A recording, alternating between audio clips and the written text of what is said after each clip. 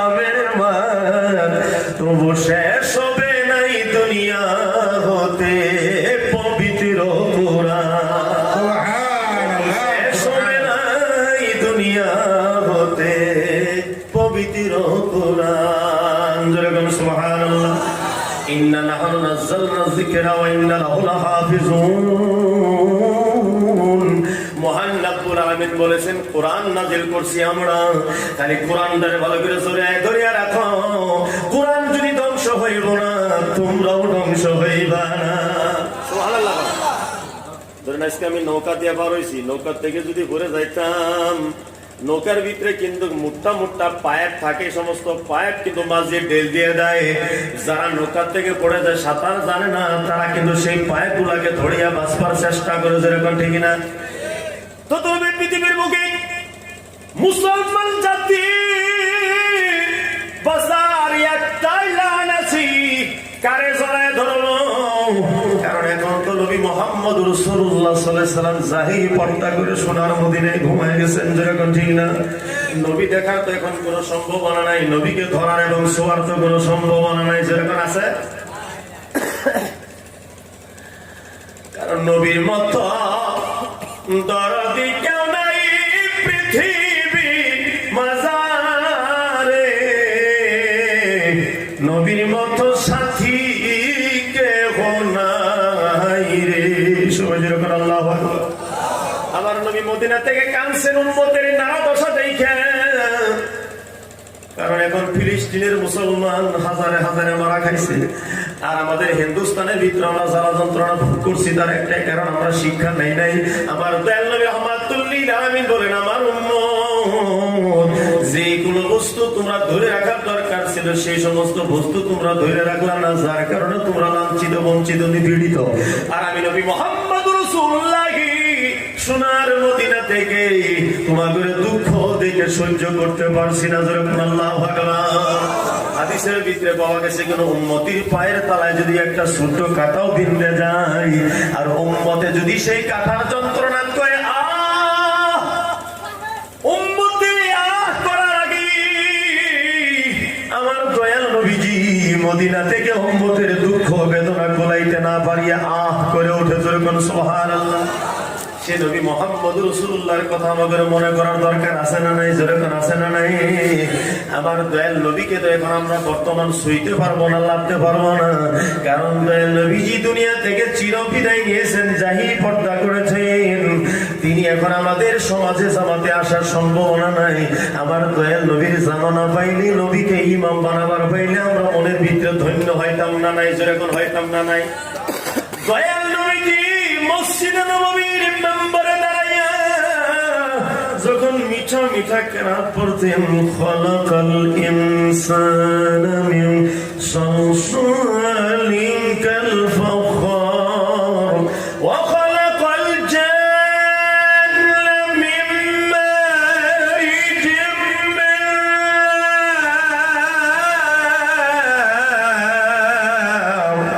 ফাবিআইয়ি আলা'i রাব্বিকুমা তুকাযযিবান।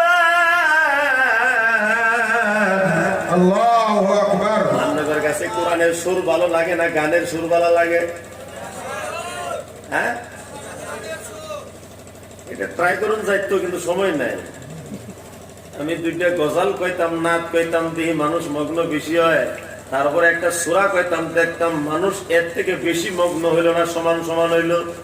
এখন তো দেখি মানুষের সম্মুখে যখন নাচ করা হয় তখন মানুষ লড়ে, ফায়েজ আসে তাদের। কিন্তু কোরআনুল কারীম তেলাওয়াত করলি মানুষের ভালো লাগে না, ফায়েজ লাগে না, মনে তৃপ্তি পায় না। আল কোরআন চোখের পানি ছেড়ে দিয়ে বলেন, দুনিয়াতে তোমরা বাঁচবা কেমনে? তোমাদের মান সম্মান চলে যাইতেছে, কারণ একটাই, আমি কোরআনকে তোমরা ভালোবাসো না। যেরকম সুবহানাল্লাহ। আজ আমাদের বাড়িতে কোরআনের তেলাওয়াত নাই। মা বোনেরাও প্রত্যেকেই বড় বড় হ্যান্ড্রেড মোবাইল কিনে নিয়েছে। একটু আগে ফিরোজ খান সাহেব বলে গেছেন, বড় বড় মোবাইল না হইলে মা বোনদেরও ভালো লাগে না। যেরকম ঠিক না গো? যেরকম ঠিক না? ওই যে আমাদের না এই অঙ্গনবাদী চাকরিটা কিন্তু এটা একটা সিম্পল ব্যাপার, এটা একটা ডাইল বাদ, যেরকম ঠিক না? ডাইল বাদ দিয়ে আমাকে এমন ঘোলা বানায় রাখছে, বড় বড় মাগর খাইতেছে তারা, খাসির কষানি খাই তারা, ছোট্ট ছোট্ট চাকরি গুলা করে দিয়ে আমাকে মাথা খোলা করে রাখছে। আর আমরা ছোট্ট চাকরি পাই ভাবছি যে আমি এমএলএ থেকে কম না, মনের ভাবনা। কিন্তু এর থেকে বড় বড় জিনিস আছে। এর মূল একটা কারণ, সে মূল কারণটা আমি ধরে নেই, সেটা হলো মা বোনদের কোনো দোষ নাই, মা বোনদের রাখওয়ালি কম হয়েছে। এখানে আমি ওয়াজ করি কোনটা সাত কোনটা, আমার মনে পড়ে গেছে আমার হুজুর আব্দুল গনি রহমাতুল্লাহের কথা।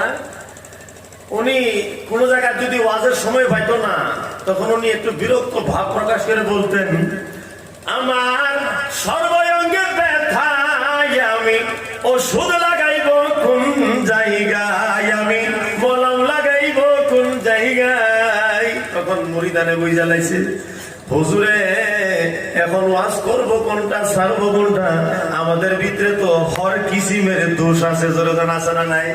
এখন আমি কোন দোষটা প্রকাশ করব, কোন দোষটা আমি লুকায় রাখবো? আমি এক কথায় শেষ করে দিছি, আমার জাতি যেদিন শিক্ষিত হয়ে যাইব, আমি আর 3:30 পর্যন্ত ওয়াজ করার দরকার নাই, যেরকম আছে। আল্লাহ নবী রাহমাতুল লিল আলামিন জাহিরি পর্দা করে সোনার মদিনায় ঘুমায় গেলেন, কিন্তু উনি বলে গেছেন, তারাকতু ফীকুম সাকালাইন, তোমাদের ভিতরে আমি 2টা ভারী জিনিস রেখে গেলাম। তার একটা হলো কিতাবুল্লাহ, সেটা হলো একটা কিতাবুল্লাহ, আরেকটা হলো ইতরাতি, আমার খানদান। জোরে বলুন আল্লাহু আকবার। এখন আমি খানদানের বিষয়ে ওয়াজ করবো না, কারণ খানদানের ওয়াজ করতে গেলে কারবালার ওয়াজ আইসা যাইব। আমি কেবলমাত্র কোরআনের কথা বলতে চাই। আমার নবী বললেন, আমি দুনিয়া থেকে জাহিরি পর্দা করি, কিন্তু আমি আমার একটা নিশানি রেখে গেলাম, তার নাম হবে আল কোরআন। আমাকে যদি লাড়তে ইচ্ছা যায়, আমাকে যদি সইতে ইচ্ছা যায়, আমাকে যদি চুমা খাইতে ইচ্ছা যায়, তাহলে পবিত্র আল কোরআনটাকে জড়ায় ধরিয়া বুকের ভিতরে নাও আর মুখে নিয়ে চুমা খাও। নবী মুহাম্মদ রাসূলুল্লাহ বলেন, আমি নবী মুহাম্মদ রাসূলুল্লাহকে চুমা খাবার মতন সওয়াব পাইলাম। দয়াল নবীজি বলেছেন, আমার উম্মত কুন আলিমান আও মুতাআল্লিমান আও মুস্তামিআন আও মুহিব্বান লাহু ওয়া লা তাকুনিল খামিস ফাসালি। দয়াল নবী বলেন, আমার উম্মত তোমরা 4টা কাম করবা, 4টা সেকশন নিবা, 4টা স্টেজে থাকবা। এই 4টার বাদে যদি 5 নম্বরে চলে যাও, বরবাদ হয়ে যাইবা। তার একটা হলো চেষ্টা করবা আলিম হওয়ার জন্য, হাফিজ হওয়ার জন্য। যদি হইতে পারো না, শাগির্দ অর্থাৎ মাদ্রাসার ছাত্র হবার চেষ্টা করো। ছাত্র হবার যদি যোগ্যতা নাই, সময় নাই, তাহলে তোমরা একটা কাম করো, শ্রোতা হয়ে যাও। আজকে আপনারা শ্রোতা হয়েছেন, তার মানে আমার নবীর মুখের বাণী 3 নম্বরটা পুরা করছেন। যখন আল্লাহু আকবার। দয়াল নবীজি বলেছেন, 4টার ভিতরেই থাকো, 5 নম্বর হয় না। তাই 4 নম্বর হলো মুহিব্বান লাহু, আলেমকে মুহাব্বত করা শিখো, হাফিজকে মুহাব্বত করা শিখো। 5 নম্বরটা হয় না, অর্থাৎ 5 নম্বর মানে মোবাইল নিয়ে মাথাউরির ভিতরে বসে থেকে চিকচাক চিকচাক, এটা হলো 5 নম্বরটা। আর 5 নম্বরটা হইলো অঙ্গনবাদী চাকরি ভাইয়া কাপড় ছুট্টু ছুট্টু পিন্ধে মোবাইল কানের ভিতরে নিয়ে যাইতেছে, খোলা বালু ভাঙ্গে যাইতেছে, শাড়ি শুরু নষ্ট হয়ে গেছে, খবর নাই, কারণ স্ট্যান্ডার্ডে নষ্ট করবো না, শাড়ি নষ্ট করা। এটা হলো 5 নম্বর। শিক্ষার্থীকে কিছুই নেব না, স্কুল কলেজের আমার দরকার নাই, এটা হলো 5 নম্বর। বারবিটার সাথে কাইজা ঝগড়া করবো, এটা হলো 5 নম্বর। দেওয়ানিগিরি শিখছি যদি সারাটা হরপ করে খাইলাম, এটা হলো 5 নম্বর।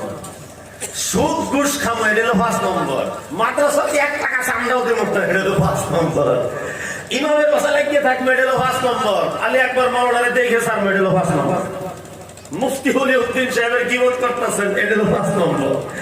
দয়াল নবী রাহমাতুল লিল আলামিন বলেন, 5 নম্বরটা হলো না, আমার নবী রাহমাতুল লিল আলামিন কলিজার ভিতরে আঘাত পাইবে। নবী বলছেন, বাড়িটাকে তোমরা স্কুল বানাও, মক্তব বানাও, মাদ্রাসা বানাও। বানাও। কারণ আমার নবী যখন মক্কা থেকে হিজরত করে মদিনায় যায়, মদিনাতে যাবার পরে সর্বপ্রথম যিনি উনি খুলেছিলেন যে জিনিসটা, সেটা হলো মাদ্রাসা, সেটা হলো অনুষ্ঠান। আমার তো নবীজি মদিনাতে যায় সর্বপ্রথম মাদ্রাসাটাই খুলছিলেন। যখন সুবহানাল্লাহ। আর সেই মাদ্রাসার ছাত্র ছিলেন যারা যারা গরিব সাহাবী, একশন দেখাইতে পারে না, একশন দেখাইতে পারে না।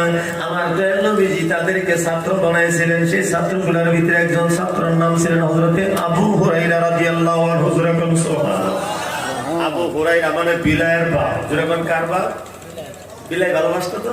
একদিন হঠাৎ করে বিলায়ের বাচ্চা দয়াল নবীর দরবারে নিয়ে গেছেন। এই বিলায়ের বাচ্চা ছাত্র তুলতে একটু বাইরে মারছে দূর। আমার নবী মহব্বতে ডাক দিয়ে কয়, ও বিলায়ের বাপ। সেদিন থেকে বলেন আমার নাম ধরে কেউ ডাকতে পারবা না। আমার মা বাবাই নাম রাখছেন আব্দুর রহমান, কিন্তু আমার দয়াল নবীজি পছন্দ যদি করছে বিলায়ের বাপ, আমি আজ থেকে মা বাবার নাম বাদ দিয়ে দিলাম, নবীজির নাম সিনায় জড়ায় ধরলাম। সুবহানাল্লাহ। আজ থেকে তোমরা আমার বিলায়ের বাপ করে ডাকবা। এটাকেই বলে নবীর ভালোবাসা। আল্লাহ বলেন মাইয়ুতি আল্লাহ ওয়া রাসূল উলাইকা মাআল্লাযিনা আনআমা আল্লাহু আলাইহিম মিনান নাবিয়িনা ওয়াস সিদ্দিকিনা ওয়াস শুহাদাই ওয়াস সালিহিন। নবীকে ভালোবাসলে যেরকম পাওয়া যায় কারে, যেরকম নবীরে ভালোবাসলে কারে পাওয়া যায়, যেরকম কারে পাওয়া যায়। আর নবীরে ভালোবাসবার ধরলে আমার নবী যে সমস্ত বস্তু পছন্দ করছে সেই সমস্ত বস্তু আমাদের পছন্দ করা লাগবে না। তখন আমার দয়াল নবীজি নামাজ পছন্দ করছে না নাই, যেরকম করছে না নাই। তাহলে আমাদের মসজিদ গুলা কেন পতিত পড়ে থাকে? মসজিদে আজান দিলে এরকম মসজিদ আছে খালি ইমাম আর মুক্তা দিয়ে নামাজ পড়ে। আর আমার দয়াল নবীজি বলেছেন নামাজ বিনে উপায় নাই। বুখারী শরীফের হাদিস আমার দয়াল নবীজি কদম মোবারক নামাজ পড়তে পড়তে মোটা হয়ে যাইতেন, ভুলে যাইতেন। একজন কবি বলেছেন আমার নামাজের সুরত আঁকাইছেন কিভাবে। ফরমায়াছেন আয়েশা খাতুন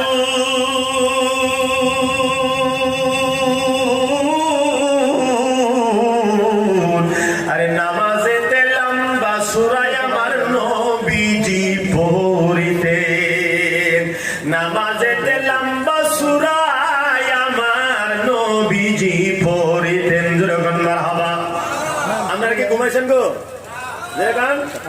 যদি ঘুমাইছেন হেডে কোন ঘুমানোর ওয়াজ আছে আমার কাছে। আর যদি কোন চিন্তা আছি তাহলে চিন্তার ওয়াজি 5 মিনিট তোর মারো। এখন আপনারা সবাই এক আওয়াজ দিয়ে এখন ঘুমাইছেন, আরো জোরে এমন আওয়াজ করেন যাতে সোর্স আপনি সব সাক্ষী হয়ে যায় আপনার মুখের আওয়াজে। একবার জোরে মারহাবা, আরো জোরে মারহাবা। ফরমাইয়াছেন আয়েশা খাতুন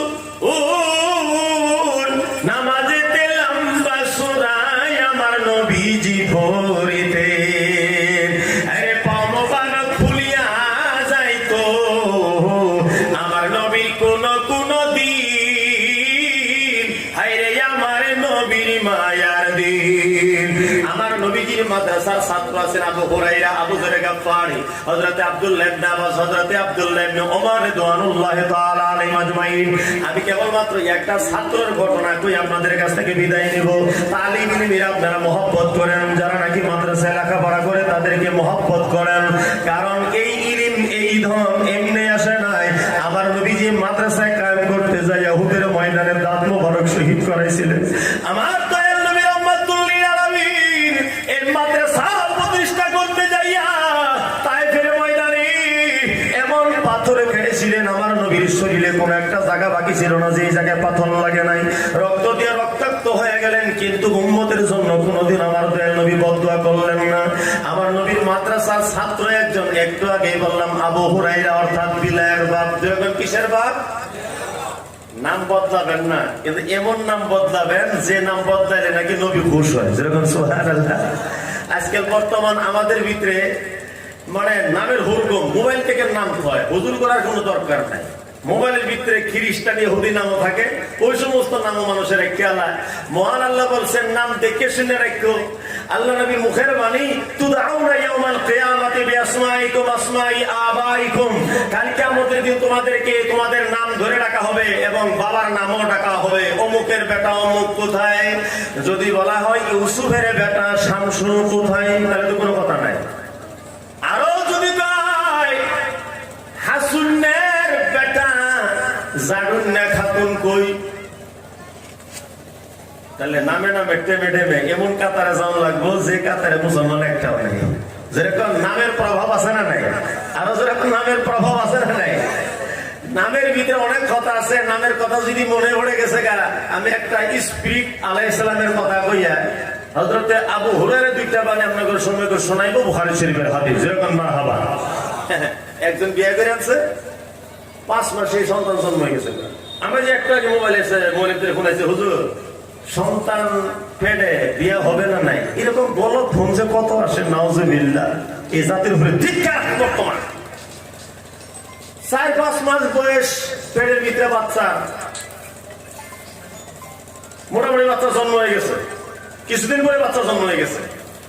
তখন এই নাম রাখা নিয়ে একটু টানাটানি পাচ্ছে, কি নাম রাখা যায়। বক্তা ডাকে, পরবর্তী বক্তা ডেকে দেয়। বিবি হয় আমি তো এই নাম পছন্দ করি, স্বামী কয় না আমার তো ওটা পছন্দ হয় না। তখন কিছুক্ষণ পরে বিবি করে ফেললো যে আপনি যেহেতু স্বামী নেন, আপনি নামটা রাখেন। তো বাচ্চা কিন্তু সময় মতো হয় নাই, 5 মাস নিয়েছি, তো এখানে কিছুদিনের ভিতরে বাচ্চাটা জন্ম হয়ে গেছে গা। তখন স্বামী কয় নামটা তো রাহুল লাগছি অন্য কিছুই, কিন্তু আমার পছন্দ লাগতেছে যে আমার এই বাচ্চাটার নাম রাখিয়ালে আমি স্পিরিট আলী। যেরকম কি আলী?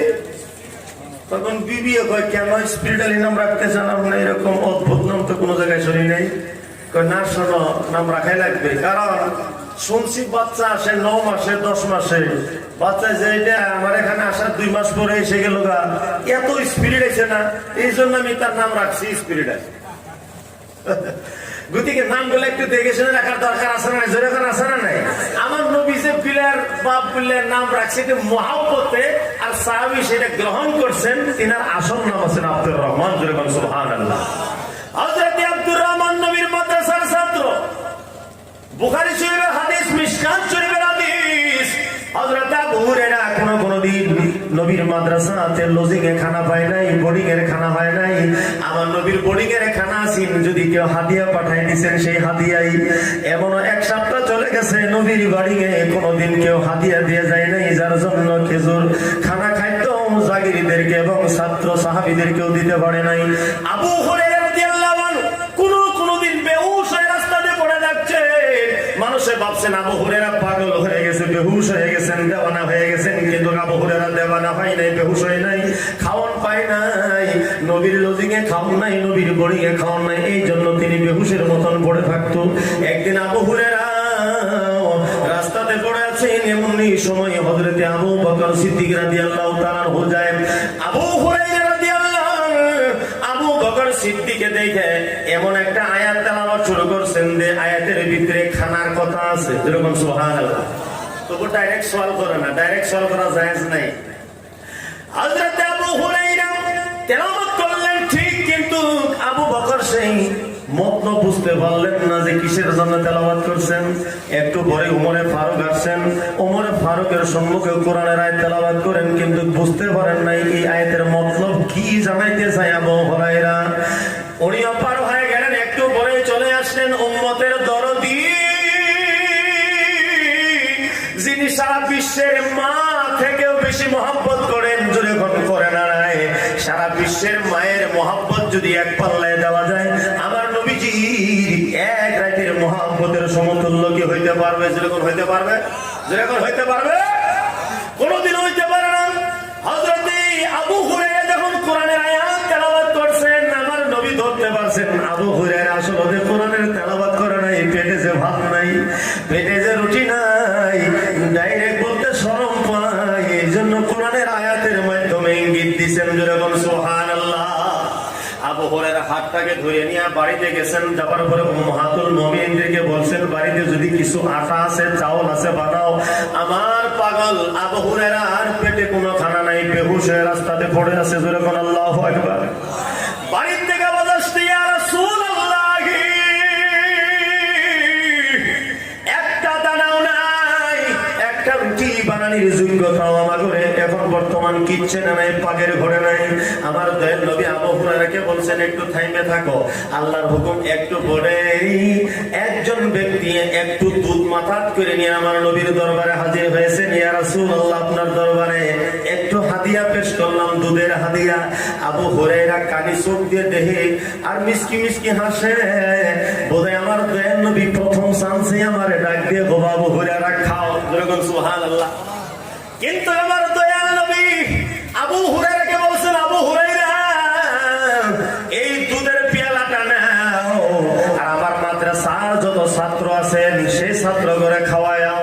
আবু হুরায়রা বলছেন, কাম হয়েছে, আমি নিজের পিনটাকে নিয়ে নড়তে পারি না। আমার দয়াল নবী বলছেন, ওই যে আসামে সুফান নবীর লজিকের ছাত্র, তাদেরকে খাওয়াবার জন্য। কিন্তু নবীর হুকুমের উপরে কোনো হুকুম আছে ভাই? যেরকম নবীর হুকুমের উপরে কোনো হুকুম আছে? আবু হুরায়রা দুধের পেয়ালাটাকে নিয়ে একজন একজন করে দুধ খাওয়াইছেন, যেমন দুধ তেমনি পড়ে আছে, দুধ কোনো হবে নাই। এইবার আবু হুরায়রা কানে চোখ দিয়ে চাই আছে, বলে এখন আমার অর্ডারটা দেব। আমার দয়াল নবী বলছেন, আবু হুরায়রা, তুমি আগে খাবা না আমি আগে খাইব? আমার নবী বলছেন, না না, আমি হইলাম দরদি নবী, দয়াল নবী, রহমাতুল লিল আলামিন, আমি উম্মতের বুকে রাখিয়া পেট ভরাইতে পারি না। জোরে বলো সুবহানাল্লাহ। ও আবু হুরায়রা, ঠোঁট লাগাও, মুখ লাগাও, পেট ভরে খায় নাও। আবু হুরায়রা রাদিয়াল্লাহু তাআলা পেট ভরে খাইলেন। আমার দয়াল নবীজিও ঠোঁট মুবারক লাগায় খাইলেন। খাওয়ানোর পরে একটু দুধ আরো বেশি হয়ে গেল। আবু হুরায়রা কয়, সেই দুধগুলো আমার নবী বললেন উম্মাহাতুল মুমিনের কাছে পৌঁছাবার জন্য। যেমন দুধ তেমনি